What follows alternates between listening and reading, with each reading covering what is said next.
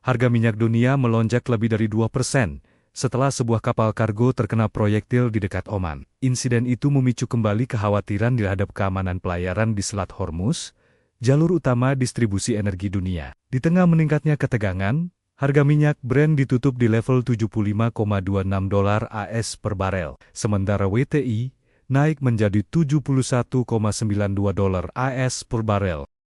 Pemirsa, terima kasih Anda masih bersama kami. Kita ke informasi produsen air minum dalam kemasan PT Sariguna Prima Tirta Tbk dengan kode emiten Cleo memutuskan untuk membagikan dividen tunai total senilai 60 miliar rupiah untuk tahun buku 2025. Nilai dividen yang setara dengan 2,5 rupiah per lembar saham ini mengalami penurunan sebesar 50% jika dibandingkan dengan periode tahun sebelumnya akibat adanya kontraksi pada laba bersih perseroan. Produsen air minum dalam kemasan PT Sariguna Prima Tirta Tbk dengan kode emiten Cleo memutuskan untuk memegang dividen tunai total senilai 60 miliar rupiah untuk tahun buku 2025. Keputusan pembagian dividen tersebut resmi disahkan dalam rapat umum pemegang saham tahunannya yang diselenggarakan pada Senin 20 Juni 2026.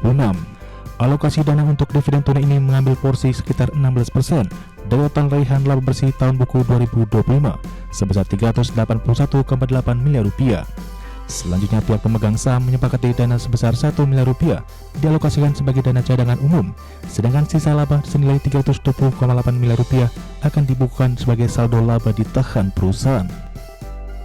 Sepanjang periode tahun 2025, emiten milik konglomerat Hermanto Tanoko ini sebenarnya berhasil mengantongi angka penjualan bersih yang cukup kuat mencapai 2,83 triliun rupiah. Rapor penjualan di sektor consumer health tersebut tercatat tumbuh 4,8% secara tahunan dari capaian tahun sebelumnya yang berada di angka 2,69 triliun rupiah. Namun laba bersih perseroan justru terkoreksi sebesar 18% menjadi 360 miliar rupiah akibat imbas kenaikan beban operasional serta penurunan indikator EBITDA sebesar 7,4%.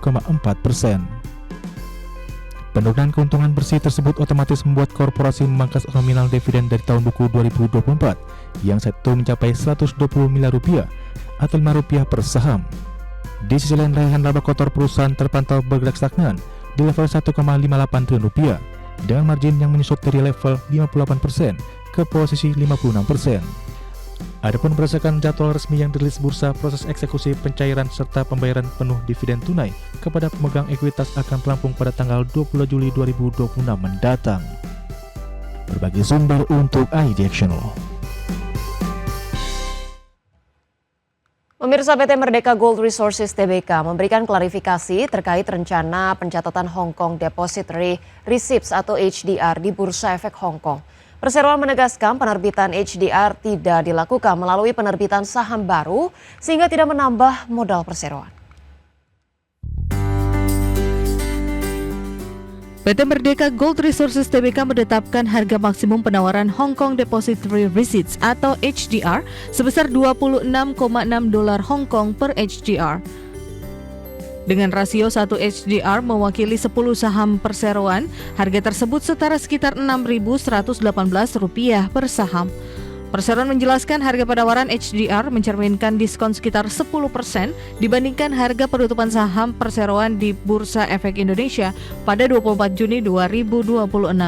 Namun harga tersebut masih berada pada level premium sekitar 112% dibandingkan dengan harga IPO perseroan pada September 2025. Dalam aksi korporasi ini, perseroan menawarkan sebanyak 89,7 juta HDR kepada investor di Hong Kong. Manajemen menegaskan seluruh saham yang menjadi dasar penerbitan HDR berasal dari penjualan saham milik pemegang saham existing tanpa penerbitan saham baru. Perseroan mengungkapkan minat investor terhadap penawaran HDR cukup tinggi. Sekitar 50% dari total HDR yang ditawarkan telah diamankan oleh investor jangkar termasuk Glencore, Trafigura, Mercuria, Ping An, dan Oryx. Perseroan menyatakan sekitar 94% saham akan tetap tercatat dan diperdagangkan di Bursa Efek Indonesia. Berdasarkan harga penawaran HDR, kapitalisasi pasar emas di Hong Kong diperkirakan mencapai sekitar 102,2 triliun rupiah. Tim Liputan IDX Channel.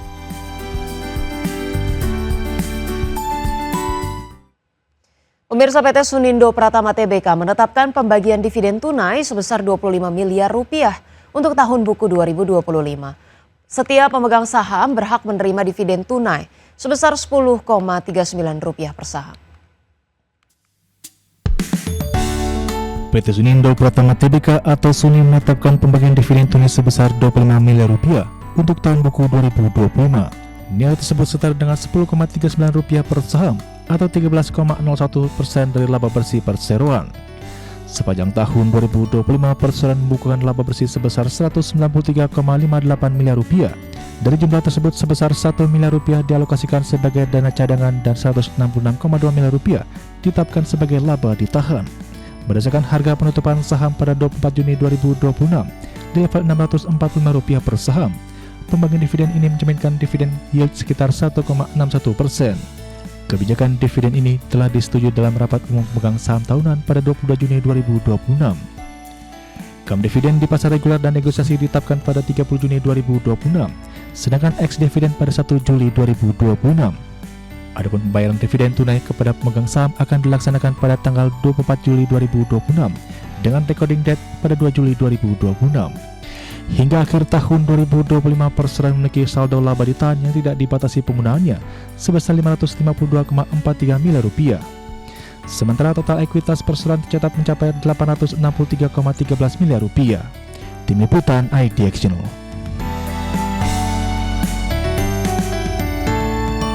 Pemirsa, Presiden RI Prabowo Subianto menegaskan program makan bergizi gratis penting untuk mengatasi persoalan kelaparan dan memenuhi kebutuhan gizi masyarakat, terutama anak-anak. Presiden mengatakan kebutuhan pangan merupakan persoalan mendasar yang harus menjadi perhatian pemerintah. Prabowo mengungkapkan berbagai lembaga internasional telah memperingatkan potensi meningkatnya angka kelaparan global dalam beberapa tahun terakhir. Menurutnya jumlah penduduk dunia yang mengalami kelaparan terus meningkat sehingga setiap negara perlu memperkuat ketahanan pangan domestiknya.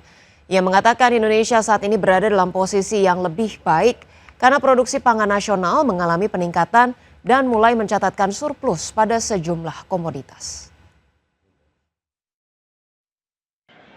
Ada juga yang nggak setuju MBG. Harusnya mereka yang nggak setuju MBG datang ke sini ya. Tanya itu petani nelayan, MBG perlu atau tidak. Tanya anak-anak, MBG perlu atau tidak. Katanya ada orang-orang pintar yang mengatakan ada lebih genting dari perut lapar. Saya kira nggak ada lebih genting dari perut lapar.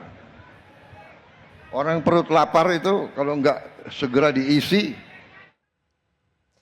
Pemirsa, pemerintah resmi menyetujui perpanjangan tenor kredit kepemilikan rumah atau KPR rumah subsidi hingga 40 tahun. Pemerintah juga memastikan bunga KPR rumah subsidi tapak tetap dipertahankan sebesar 5%, meski suku bunga acuan Bank Indonesia mengalami kenaikan. Pemerintah resmi menyetujui perpanjangan tenor kredit pemilikan rumah atau KPR rumah subsidi hingga 40 tahun. Menurut Menteri Perumahan dan Kawasan Permukiman Marwah Sirait, keputusan tersebut merupakan tindak lanjut dari arahan Presiden Prabowo Subianto guna menghadirkan skema pembiayaan perumahan yang lebih terjangkau. Selain memperpanjang tenor KPR subsidi, pemerintah juga memastikan bunga KPR rumah subsidi tapak tetap dipertahankan sebesar 5%, meskipun suku bunga acuan Bank Indonesia mengalami kenaikan. Selain bunga 5% untuk rumah subsidi tapak dan tenor hingga 40 tahun, pemerintah juga menetapkan bunga sebesar 6% untuk rumah susun subsidi. Komite menyetujui untuk 40 tahun bisa dijalankan. Ya, sesuai arahan Presiden dan mendukung penuh arahan Presiden. Kita buat skema-skema yang bisa dijalankan baik dan bermanfaat bagi rakyat, dijalankan oleh perbankan. Kemudian yang kedua, banyak pertanyaan bagaimana BI rate naik. Kita putuskan bunga untuk rumah subsidi tapak ya tetap 5%.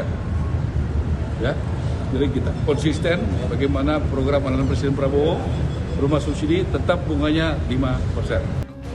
Selain memperpanjang tenor KPR, pemerintah juga mendorong BP Tapera untuk meningkatkan kinerja agar target penyaluran pembiayaan rumah subsidi tahun ini yang mencapai 350.000 unit dapat tercapai. Tim Liputan IDX Channel.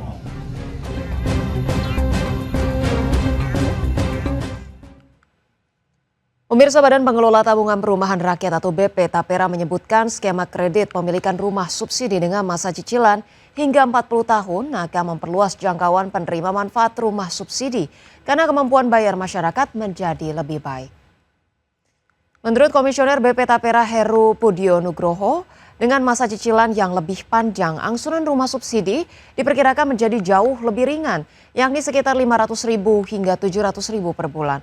Skema ini diharapkan dapat membantu lebih banyak masyarakat, termasuk mereka yang berpenghasilan sekitar 2,8 juta per bulan, untuk memiliki rumah pertama.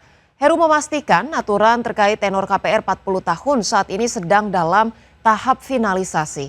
Pasalnya, aturan sebelumnya hanya mengatur tenor KPR hingga 30 tahun. Kalau Capman-nya ya saat ini sedang dalam proses penyesuaian dari Capman PKP ya, dari PKP yang tadinya kan hanya 30 tahun. Ya saat ini sedang proses finalisasi untuk disesuaikan 40 tahun. Nah setelah itu akan menyusul juga penyesuaian di sisi keputusan Menteri Keuangan terkait dengan pernyataan investasi pemerintah yang saat ini ya perintahnya ke kami sebagai operator investasi pemerintah untuk FLPP masih tenor 20 tahun. Sehingga perlu disesuaikan juga keputusan Menteri Keuangan yang dari 20 tahun jadi 40. Pemirsa, Kementerian Pendidikan Tinggi, Sains dan Teknologi memastikan akan meniru China di dalam pengembangan industri berbasis inovasi dan teknologi. Pasalnya, klaster industri tersebut di negara China telah berkontribusi besar hingga 13% terhadap produk domestik bruto. Kementerian Pendidikan Tinggi, Sains dan Teknologi menyatakan saat ini pemerintah tengah menyiapkan peta jalan atau roadmap terkait industri berbasis inovasi dan teknologi yang didorong oleh riset. Menteri Pendidikan Tinggi, Sains dan Teknologi Stella Christy, Wakil Menteri Pendidikan Tinggi, Sains dan Teknologi Stella Christy mengatakan, negara Cina telah berhasil melakukan pengembangan ekonomi dan industri yang berbasis inovasi dan teknologi. Keberhasilan tersebut dibuktikan dengan telah memberikan kontribusi yang besar dari klaster inovasi dan teknologi hingga 13,4% terhadap PDB nasional. Karena kalau kita lihat terus terang saja industri kita berbasis teknologi itu masih sangat-sangat sedikit sekali di Indonesia, ya kan? Tapi ini China. Tadi saya berikan angka bahwa Science and Technology Cluster dari China itu menyumbang 13,4% dari GDP mereka hanya dengan menggunakan 2,4% dari lahan. Ini bagi seorang pengambil kebijakan, bagi pemerintah ini suatu yang sangat diinginkan. Kita ingin menjadi seperti itu. Stella meyakini kunci dari pencapaian keberhasilan dalam pengembangan inovasi dan teknologi yakni adanya kolaborasi skala besar antara dunia akademik dan industri yang difokuskan pada penyediaan kurikulum dan instruktur yang selaras dengan kebutuhan industri. Dari Jakarta, Ricky Anwar di Tim Liputan IDX Journal.